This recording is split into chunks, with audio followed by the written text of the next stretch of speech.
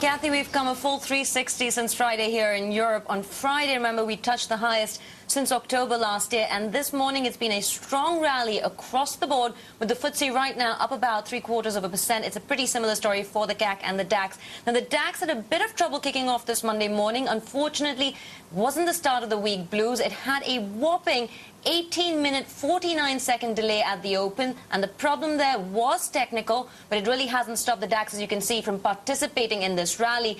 Going by technical indicators, it looks like investors really are starting to view German stocks as a buy now, as the short-term sell signals get really weaker for the DAX. Stock 600 stocks, well, they've almost crossed into overbought territory. That's even as, of course, volatility here in Europe, shown by the VSTOXX index, that drops after some strong economic data that we got last week. Now, that data has metal prices higher, with copper the biggest mover in that group, as it has been the entire year. Copper on the London Metal Exchange also the biggest gainer as of this moment. That, of course, is pushing the metal and mining stocks into pole position. Rio Tinto and BHP Billiton, the most obvious gainers. And on the DAX, it's ThyssenKrupp adding the big numbers to the DAX as well. Now, it's a sense of relief, really, to hear the positive comments out of the heads of the central banks, even though the ECB's been warning of the bumpy road ahead.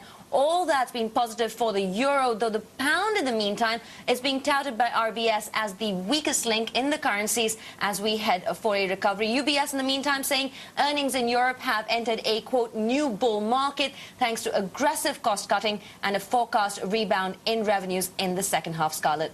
Thanks so much, Noy Sitaraman in London.